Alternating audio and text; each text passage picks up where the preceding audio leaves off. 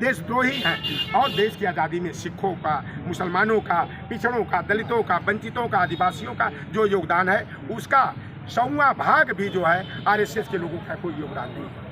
वही जो है आजमगढ़ में धर्मेंद्र यादव जी प्रत्याशी है, कितना जीत का दावा धर्मेंद्र यादव जी को लेकर आप करते हैं? मैं देखो जमीन की सच्चाई बताता हूँ, पत्रकारिता की लाइन से आया हूँ ना, और मैं ऐसी वैसी पत्रकारिता नहीं किया हूँ, गोदी मीडिया वाली पत्रकारिता नहीं किया हूँ, मैं खोजी पत्रकारिता किया हूँ और 1,80,000 से मैं दावा करके जा रहा हूँ, 1,80,000 प्लस से धर्मेंद्र यादव। 1,80,000 का समीकरण बता दीजिए। समीकरण हाँ। ये जाटव जो मायावती का कोर वोट बैंक हमारा जाटव चमार माना जाता था, 80% पढ़ा लिखा जो तबका है जाटव समाज का, वह आँख मुँह करके जो है संविधान को बचाने के लिए, लोकतंत्र को बचाने के लिए, आरक्षण को सुरक्षित करने के लिए समाजवादी पार्टी की बटन दबाएगा और धर्मेंद्र यादव को ये बोनस पे वोट मिल रहा है। और हमारा निषाद बिरादरी का मैं बता दूं, हमारा निषाद बिरादरी 90% भारतीय जनता पार्टी के साथ इस नाते चली गई थी कि हमारी 17 की जातियाँ मल्लाह केवट बिन धीवर कार गुड़िया तुराहा बाथम माझी भर राजभर को कुमार प्रजापति को अनुसूचित जाति का आरक्षण मिलेगा। और ये हमारी बस्तियों में जाके कहते थे आप ही के पूर्वज राम की नैया को पार लगाने का काम किए,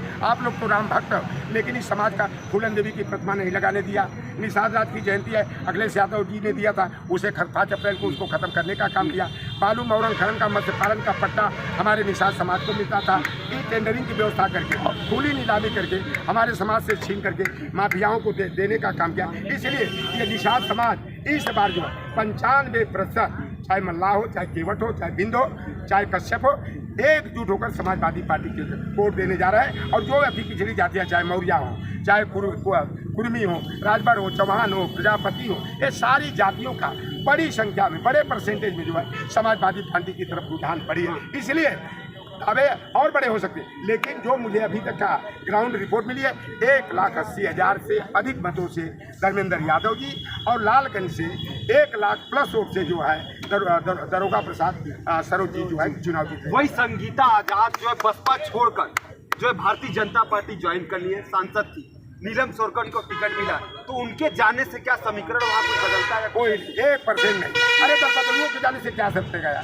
ये संविधान, लोकतंत्र और संविधान ही नहीं रहेगा तो लौटर राम निषाद हो, चाहे नीलम सोनकर हो, चाहे कोई यादव जी हो, चाहे पटेल जी हो, चाहे वर्मा जी हो, चाहे शर्मा जी हो, राजनीति कहाँ रह जाएगी? अगर 24 में सरकार बन गई तो संविधान की जगह मनुस्मृति का विधान लागू कर दिया जाएगा। ओबीसी SC ST विरोधी गुरु गोलवलकर की bunch of thought we or our nation define की नीतियाँ लागू हो जाएगी। और जैसे किम जोंग ने चाइना में, जिनपिंग ने दक्षिण कोरिया में और पुतिन ने रसिया में आजीवन प्रधानमंत्री का प्रस्ताव पारित कर दिया है 24 के बाद, ऐसा लेकिन आएगा नहीं।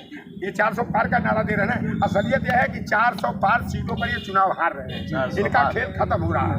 इसलिए 400 पार यानी कि इंडिया गठबंधन